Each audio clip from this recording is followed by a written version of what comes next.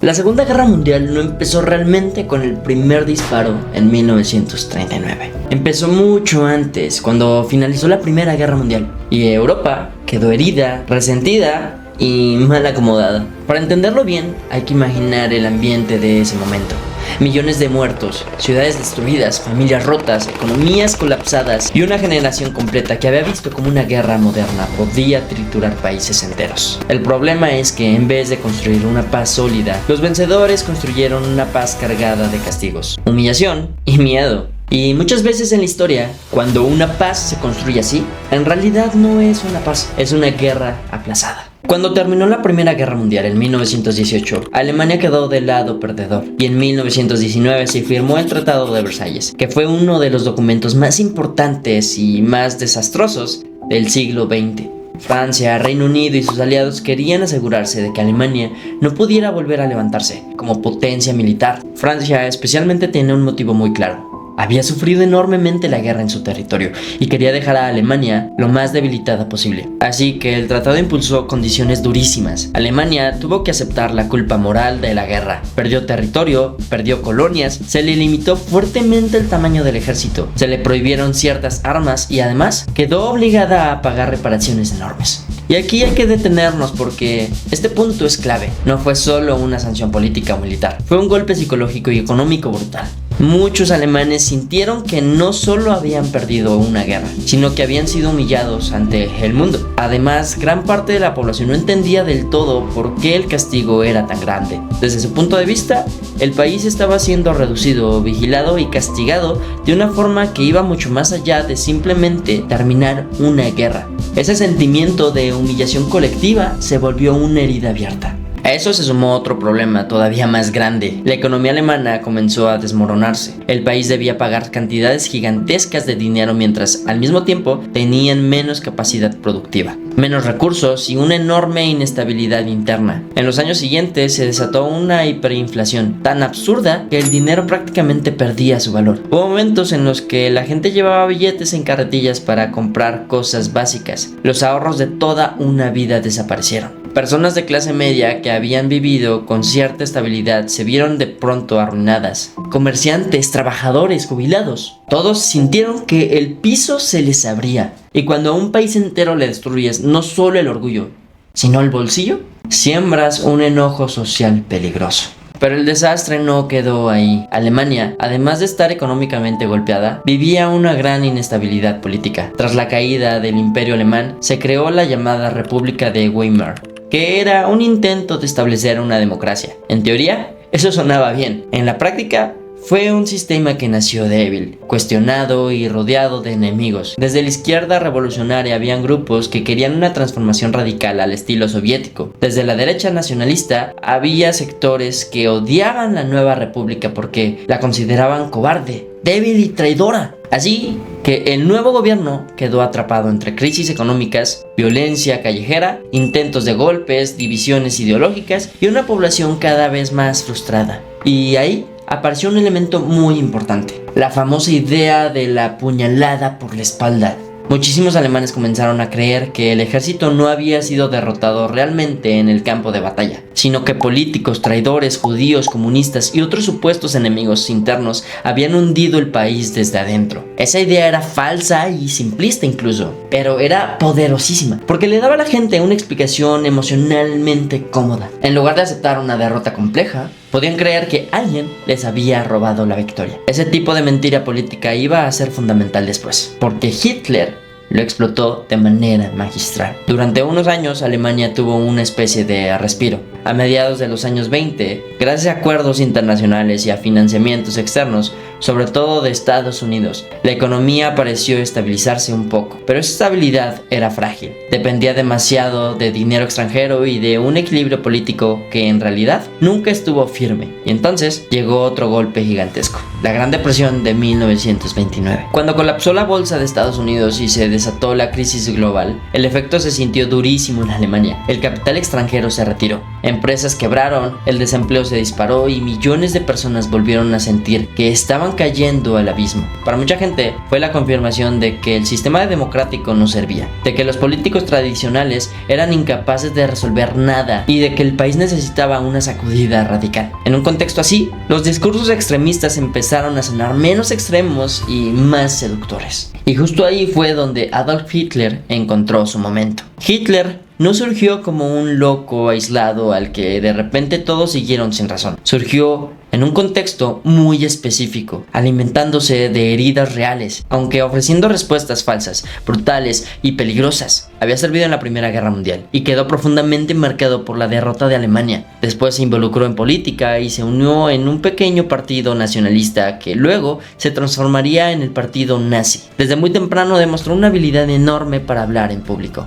No era un intelectual brillante ni un estratega económico profundo, pero entendía algo fundamental. Sabía detectar el resentimiento de la gente y convertirlo en discurso político. Su mensaje era tremendamente efectivo porque simplificaba problemas complejísimos en una historia fácil de entender. Les decía a los alemanes que todo lo malo que les estaba pasando tenía culpables concretos. No era una propia sociedad fragmentada, no eran errores estructurales, no era la brutalidad de una guerra mundial ni los ciclos económicos internacionales. No, para él, los culpables eran los judíos, los comunistas, los políticos débiles, el Tratado de Versalles y todo aquello que, según su narrativa, habían traicionado a Alemania. Y después ofrecía la solución: unidad nacional, fuerza, disciplina, revancha, orgullo y grandeza. Esa mezcla era explosiva, porque no solo apelaba al enojo, también apelaba a la esperanza. Hitler no le hablaba a la gente solo desde el miedo, sino también desde una promesa. Les prometía que Alemania se levantaría, que volvería a ser respetada, que tendría empleo, orden, estabilidad y poder.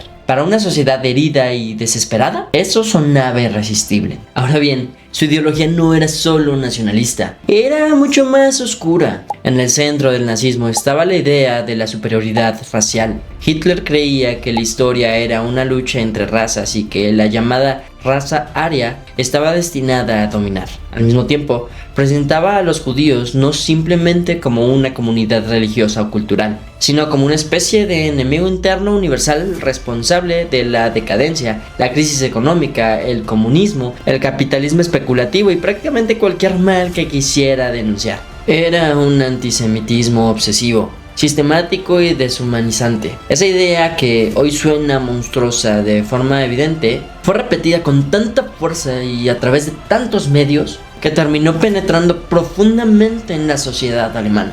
Hitler también defendía otro concepto clave: el espacio vital. Básicamente sostenía que Alemania necesitaba expandirse territorialmente para sobrevivir y prosperar. Eso significaba conquistar tierras hacia el este, especialmente en Europa Oriental, expulsar o someter a sus poblaciones y convertir esos territorios en zonas al servicio del poder alemán. Es importante entender esto porque muestra que la guerra no fue accidental, ni siquiera una improvisación. Desde la ideología nazi, la expansión, la conquista y la dominación ya estaban sembradas como objetivo. En 1923, Hitler intentó tomar el poder por la fuerza, en lo que se conoce como el Putsch de Múnich. Fracasó y fue encarcelado, pero incluso ese fracaso le terminó sirviendo. En prisión escribió Mein Kampf, en donde dejó plasmadas muchas de sus ideas: nacionalismo extremo, antisemitismo, anticomunismo, racismo biológico y expansionismo. Y además entendió algo fundamental: en lugar de intentar conquistar el poder con un golpe torpe y prematuro, debía llegar por vías legales, usando las instituciones democráticas para destruir la propia democracia desde dentro. Y eso fue exactamente lo que hizo. Durante los años siguientes, el partido nazi creció. Aprovechó el desempleo, el miedo al comunismo, el desprestigio del sistema político y la necesidad de orden. También fue muy hábil en propaganda. Organizaba actos masivos, cuidaban muchísimo la imagen, los símbolos, las marchas, los uniformes, los discursos, la escenografía. Todo estaba diseñado para transmitir fuerza, unidad y destino histórico. No era solo política, era teatro, emoción, identidad y pertenencia. Mucha gente no solo votó por los nazis, sintió que se estaba uniendo a algo poderoso. En 1933 Hitler fue nombrado canciller, y aquí pasa algo importantísimo. No tomó el poder como un conquistador externo, sino que entró por la puerta institucional. Muchísimos conservadores pensaron que podrían controlarlo, que podrían usar su popularidad sin dejarle demasiado margen. Fue un error monumental. Una vez dentro, Hitler se movió rapidísimo.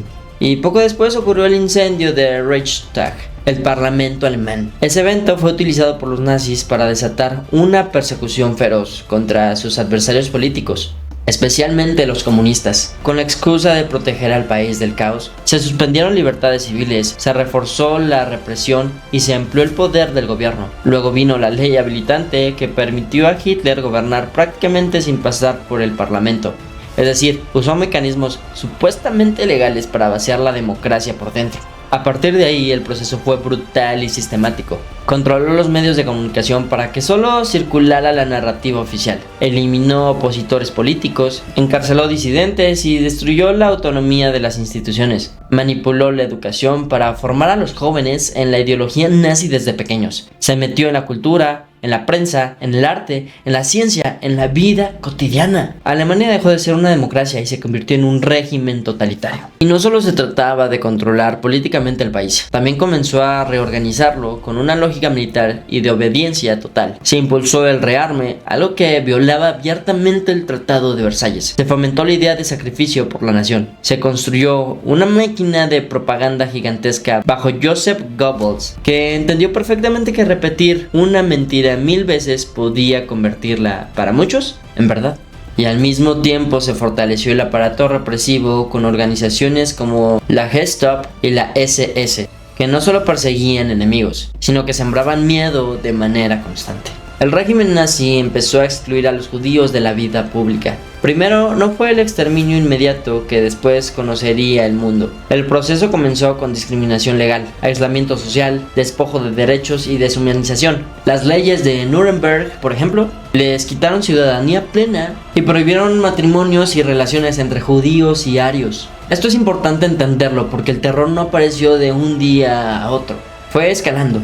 Primero se normalizó la exclusión, luego la segregación, luego la violencia abierta y después vendría algo todavía peor. Mientras tanto, algo inquietante ocurría en el resto de Europa. Muchos países veían con preocupación lo que pasaba en Alemania, pero no reaccionaban con la firmeza necesaria, en parte porque seguían traumados por la Primera Guerra Mundial y querían evitar a toda costa otro conflicto, en parte porque algunos subestimaban a Hitler y en parte porque otros creían que una vez que Alemania recuperara algo de dignidad, se calmaría. Y también porque el miedo al comunismo hacía que ciertos sectores vieran al nazismo como un mal menor o incluso como una barrera útil contra la Unión Soviética. Eso fue uno de los grandes errores del periodo, porque mientras Europa completo dudaba, Hitler poco a poco iba avanzando. Lo más inquietante es que para muchos alemanes, en esos primeros años, el régimen parecía estar funcionando. El desempleo bajó, se reactivaron obras públicas, se promovió la industria y se transmitía una imagen de orden y recuperación nacional. Pero ese aparente milagro tenía trampa. Estaba sostenido en militarización, propaganda, represión y preparación para la expansión. No era una recuperación neutra, era un país poniéndose en marcha para desafiar el orden europeo. Alemania no llegó a 1939 por casualidad. Llegó ahí porque después de la Primera Guerra Mundial quedó humillada y rota, porque su democracia nació frágil, porque la crisis económica destruyó su confianza social, porque el resentimiento fue manipulado por un líder brillante para la propaganda y monstruoso en sus ideas, y porque una vez en el poder convirtió ese resentimiento en una dictadura totalitaria con ambiciones expansionistas. Es decir, antes de que comenzaran los ataques, ya se había construido terreno perfecto para la guerra. Después de consolidar su poder en Alemania, Hitler ya no estaba pensando solo en controlar el país, estaba pensando en expandirlo. Y aquí es donde la historia empieza a moverse peligrosamente rápido. Desde el principio, el Tratado de Versalles había limitado severamente el ejército alemán, pero Hitler nunca tuvo intención de respetarlo. Poco a poco comenzó a romper esas restricciones. Primero lo hizo de forma más discreta, reactivó la industria armamentista, impulsó el desarrollo de nuevas armas y fortaleció la aviación militar. Luego dejó de disimular. En 1935 anunció oficialmente el restablecimiento del servicio militar obligatorio. Eso era una violación directa al tratado. Europa lo sabía, pero nadie actuó con firmeza. ¿Por qué? Porque todavía existía el miedo rotundo a una segunda guerra mundial. Francia y Reino Unido no estaban psicológicamente listos para un nuevo conflicto. Además, Muchos políticos pensaban que las exigencias del Tratado de Versalles habían sido demasiado duras y que Alemania tenía derecho a cierta revisión. Es decir, algunos veían el rearme alemán no como una amenaza inmediata, sino como una corrección de un exceso pasado. Y entonces ocurrió otro paso clave. En 1936, Hitler remilitarizó Renania. Esa región era estratégica porque estaba en la frontera con Francia y, según el Tratado de Versalles, debía permanecer desmilitarizada. Cuando las tropas alemanas entraron allí, fue un movimiento extremadamente arriesgado. De hecho, el propio alto mando alemán sabía que si Francia respondía militarmente, Alemania no estaba lista para resistir. Pero Francia no respondió, tampoco lo hizo Reino Unido. Ese momento fue crucial porque Hitler aprendió algo muy importante: podía avanzar y nadie lo iba a detener. Cada vez que daba un paso medía la reacción, y cada vez la reacción era débil. A partir de ahí, el siguiente objetivo fue Austria. Hitler era austriaco de nacimiento y desde hace tiempo hablaba de la idea de unir a todos los pueblos de habla alemana bajo un solo estado. En 1938 presionó políticamente al gobierno austriaco hasta que logró el Anschluss, la anexión de Austria al Tercer Reich. Las tropas alemanas entraron sin prácticamente oposición. Una parte significativa de la población austriaca incluso celebró la unión, y otra vez las potencias europeas protestaron, pero no actuaron. Pero Hitler no se iba a detener ahí. El siguiente paso fue Checoslovaquia, específicamente una región llamada Sudets, donde vivía una minoría alemana. Hitler argumentó que esos alemanes estaban siendo maltratados y que Alemania debía protegerlos. En realidad, era una excusa para expandirse estratégicamente. Checoslovaquia era un país realmente fuerte y tenía alianzas defensivas, pero necesitaba el respaldo de Francia y Reino Unido para resistir. Y ahí ocurrió uno de los episodios más simbólicos de este periodo: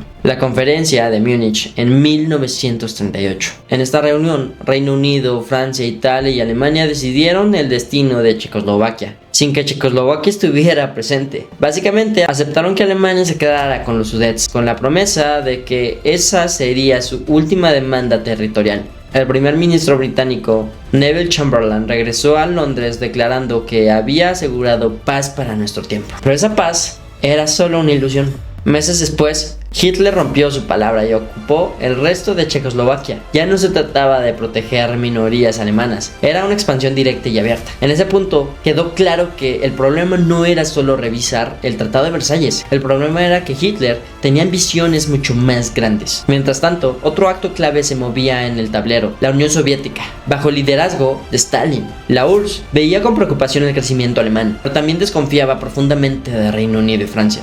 Intentó negociar acuerdos de seguridad colectiva, pero las conversaciones fueron lentas y poco claras. Stalin sospechaba que las potencias occidentales querían que Alemania y la Unión Soviética se enfrentaran entre sí, debilitándose mutuamente. En agosto de 1939, Alemania y la Unión Soviética firmaron el Pacto de No Agresión, conocido como el Pacto Ribbentrop-Molotov. Oficialmente era un acuerdo para no atacarse mutuamente, pero en secreto incluía protocolos para dividir Europa del Este en esferas de influencia. Entre esas divisiones estaba Polonia. Este pacto sorprendió al mundo. Ideológicamente, el nazismo y el comunismo eran enemigos declarados, pero en política internacional, el pragmatismo a veces pesa más que la ideología. Para Hitler, el pacto significaba que podía invadir Polonia sin preocuparse por una guerra en dos frentes. Para Stalin significaba ganar tiempo para fortalecer su ejército. Así llegamos al momento que oficialmente encendió la Segunda Guerra Mundial.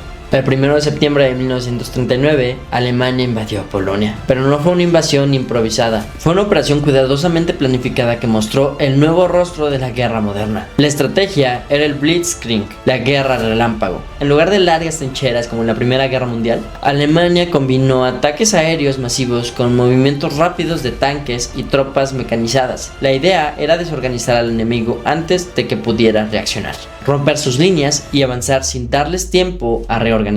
Los bombarderos atacaron infraestructuras clave, centros de comunicación y ciudades. Las divisiones blindadas atravesaron las defensas polacas con velocidad impresionante. En cuestión de semanas, la resistencia polaca fue aplastada, y tal como estaba acordado en secreto. El 17 de septiembre, la Unión Soviética también invadió Polonia desde el este. El país fue dividido entre ambas potencias. Reino Unido y Francia habían prometido defender a Polonia. El 3 de septiembre declararon la guerra a Alemania, pero aquí hay otro detalle importante. Declarar la guerra no significó una intervención inmediata efectiva. Durante meses hubo muy poca acción directa en el frente occidental. Ese periodo se conoce como la Guerra Falsa. Alemania ya había demostrado su capacidad ofensiva, pero en el oeste parecía haber una especie de pausa tensa. Esa pausa terminó en 1940. En abril, Alemania invadió Dinamarca y Noruega. La razón no era solo territorial. Noruega era estratégica para asegurar rutas marinas y acceso a recursos como el hierro sueco, vital para la industria militar alemana. La operación fue rápida y eficaz. Luego, vino el golpe más impactante para Europa Occidental. En mayo de 1940, Alemania lanzó una ofensiva masiva contra Bélgica, Países Bajos y Francia. Muchos estrategas pensaban que la línea defensiva francesa, la famosa línea Maginot, detendría cualquier avance alemán. Pero Hitler no atacó frontalmente donde todos esperaban. Las fuerzas alemanas atravesaron el bosque de las Ardenas, una zona que los franceses consideraban difícil de cruzar para un ejército mecanizado. Fue una apuesta audaz y funcionó. En cuestión de semanas el ejército francés fue superado. Las fuerzas británicas quedaron atrapadas en Dunkerque y tuvieron que realizar una evacuación masiva por mar bajo ataque constante. Fue una retirada desesperada, pero logró salvar a cientos de miles de soldados. Aún así, Francia cayó en junio de 1940. El país se quedó dividido, una parte ocupada directamente por Alemania y otra gobernada por el régimen colaboracionista conocido como el gobierno de Vichy. En menos de un año desde la invasión a Polonia, Hitler había logrado controlar o dominar directa o indirectamente gran parte de Europa continental. Polonia estaba dividida, Dinamarca y Noruega ocupadas, Bélgica y Países Bajos conquistados, Francia derrotada. Solo quedaba Reino Unido resistiendo en el oeste. Y ahí comenzó la batalla de Inglaterra.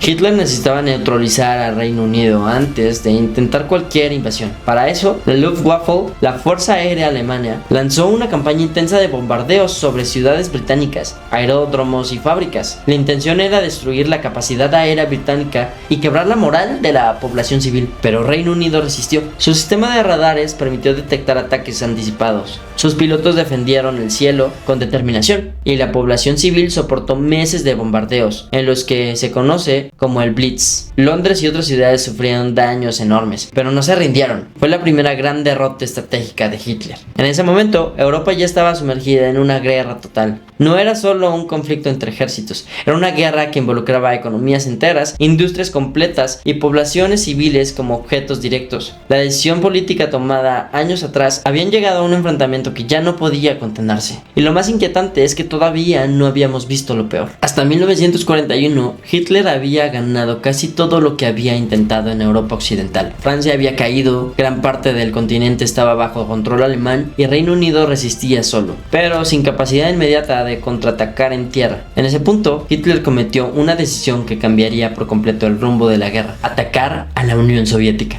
Aunque habían firmado el pacto de no agresión con Stalin en 1939, ese acuerdo nunca fue más que una maniobra táctica. Ideológicamente, el nazismo veía al comunismo soviético como un enemigo absoluto. Además, dentro de la visión expansitoria de Hitler, Europa del Este era el espacio vital que Alemania necesitaba conquistar. No se trataba solo de derrotar a la Unión Soviética militarmente, se trataba de colonizar sus tierras, explorar sus recursos y someter o eliminar a gran parte de su población.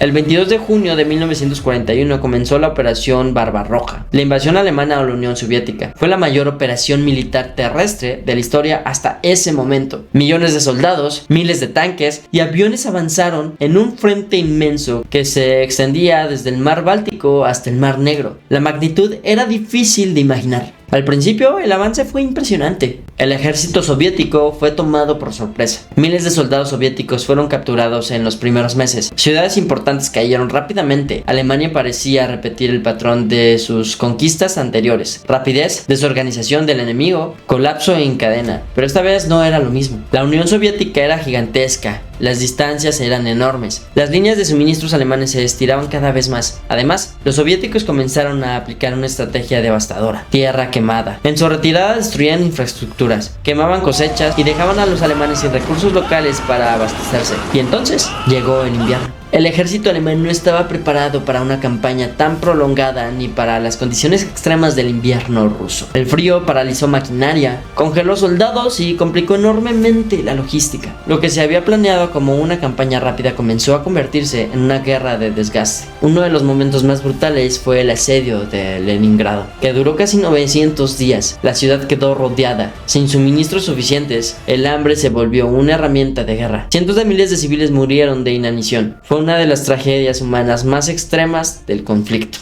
Pero el verdadero punto de quiebre fue la batalla de Stalingrado, entre 1942 y 1943. Stalingrado no era solo una ciudad industrial estratégica en el río Volga, también tenía un valor simbólico enorme para llevar el nombre de Stalin. Hitler decidió capturarla a toda costa. La lucha fue casa por casa, edificio por edificio. El nivel de destrucción fue absoluto. Soldados peleaban entre ruinas, sin casi comida ni descanso. Finalmente, el ejército soviético logró rodear las tropas alemanas.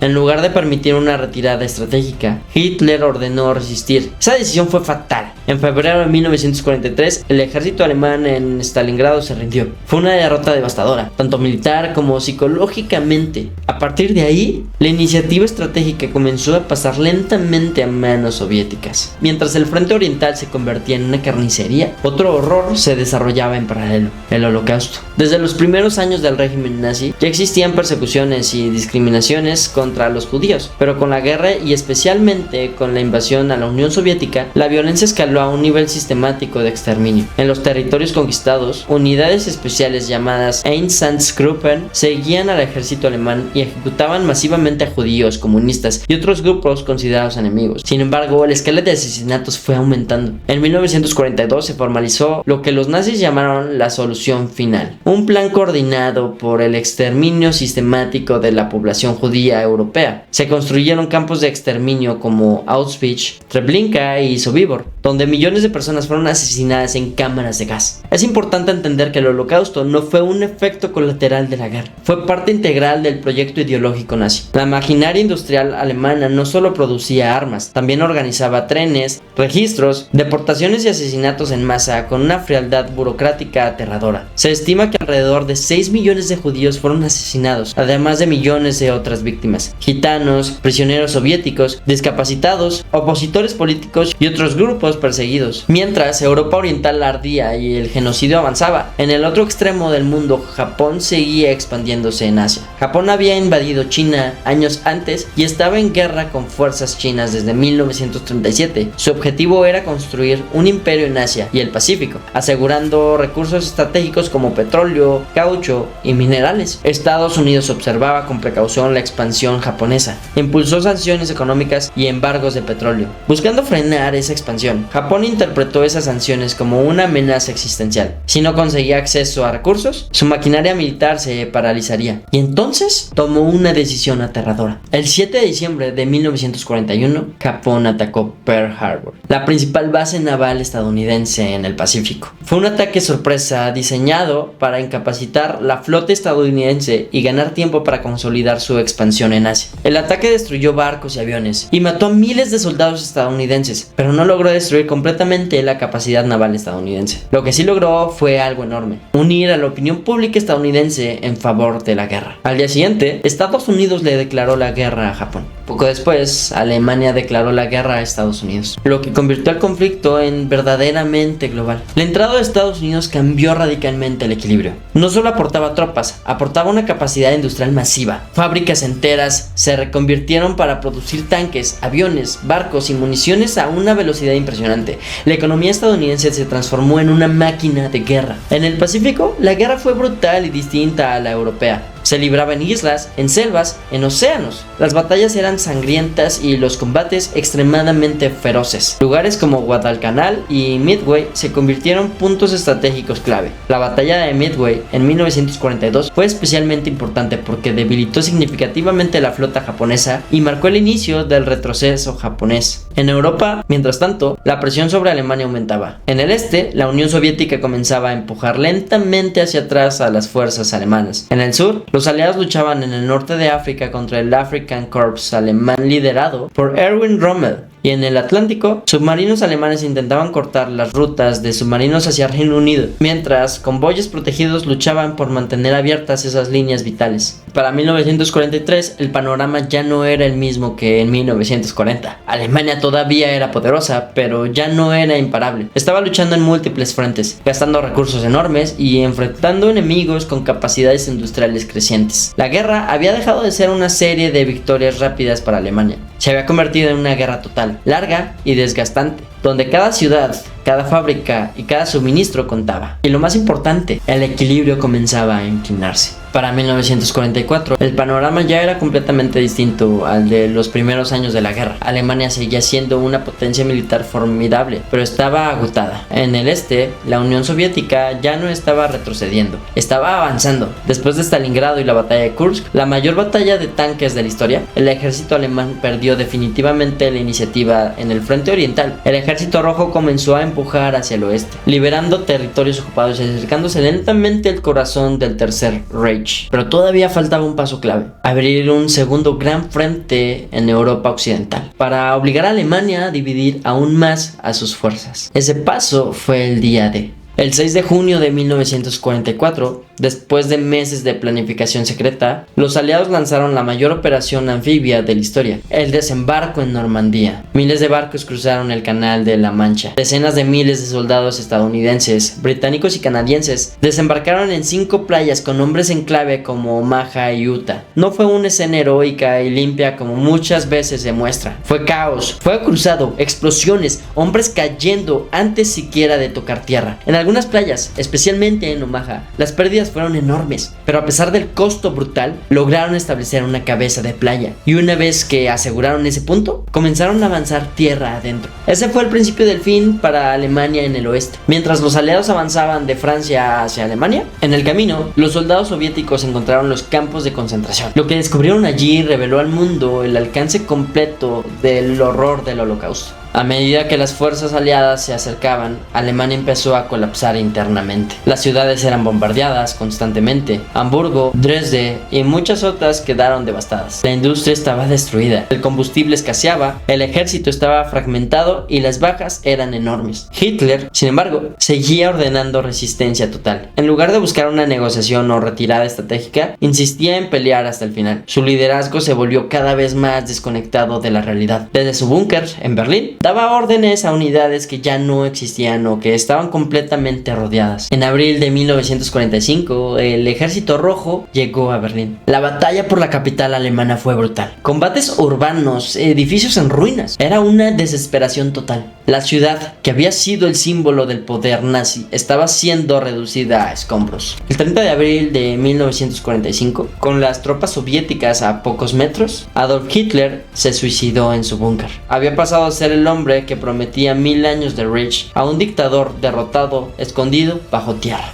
Días después, el 7 de mayo de 1945, Alemania firmó su rendición incondicional. En Europa, la guerra había terminado, pero aún quedaba el Pacífico. Japón seguía resistiendo, incluso después de perder territorio y sufrir bombardeos masivos. Las batallas en islas como Iwo Jima y Okinawa mostraron hasta qué punto el ejército japonés estaba dispuesto a pelear hasta la muerte. Las bajas eran enormes en ambos bandos. Los estrategas estadounidenses estimaban que una invasión directa a las islas principales de Japón podría costar cientos de miles, incluso millones de vidas. En ese contexto, Estados Unidos tomó una decisión que marcaría la historia por completo. Desde hace años, científicos trabajaban en el proyecto Manhattan para desarrollar una nueva arma basada en energía nuclear. El resultado fue la bomba atómica. El 6 de agosto de 1945, una bomba fue lanzada sobre Hiroshima. 3 días después, otra sobre Nagasaki. La destrucción fue inmediata y devastadora. Decenas de miles de personas murieron al instante. Muchas más morían después por quemaduras, enfermedades y radiación. Nunca antes el mundo había visto un arma con ese nivel de poder destructivo concentrado en un solo instante. El 15 de agosto de 1945, Japón anunció su rendición. La Segunda Guerra Mundial oficialmente había terminado. Pero el mundo que quedó después no era el mismo. Europa estaba devastada, ciudades enteras en ruinas, millones de desplazados, economías destruidas. Alemania fue dividida en zonas de ocupación. Poco después, esa división daría origen a 2 Alemanias, una occidental, alineada con Estados Unidos y Europa occidental, y una oriental, bajo influencia soviética. La Unión Soviética emergió como una superpotencia, pero a un costo humano gigantesco. Estados Unidos también salió fortalecido, con una economía intacta y un poder militar sin precedentes. El equilibrio global había cambiado completamente. De las cenizas de la guerra surgió una nueva tensión. La Guerra Fría ya no era una guerra directa entre ejércitos como la anterior, sino una competencia ideológica, política y nuclear entre Estados Unidos y la Unión Soviética. El mundo entero quedó dividido en bloques. También nació la Organización de las Naciones Unidas, con la intención de evitar que un conflicto de esa magnitud volviera a ocurrir. Se establecieron juicios como los de Nuremberg, donde líderes nazis fueron procesados por crímenes de guerra y crímenes contra la humanidad. Por primera vez, la comunidad internacional intentaba responsabilizar legalmente a quienes habían organizado atrocidades masivas. Y aquí viene algo importante para cerrar. La Segunda Guerra Mundial no fue solo una guerra por territorio, fue una guerra de ideologías, de ambiciones expansionistas, de resentimientos mal gestionados y de decisiones políticas que se fueron acumulando hasta volverse imposibles de detener. No empezó de un día para otro, se construyó durante años, con humillaciones mal resueltas, con crisis económicas profundas, con propaganda eficaz y con líderes que supieron manipular el miedo y el orgullo. Y algo deja claro esta historia es que los grandes conflictos no surgen de la nada. Surgen cuando se mezclan resentimientos, crisis, nacionalismo extremo, ambición de poder y la incapacidad o falta de voluntad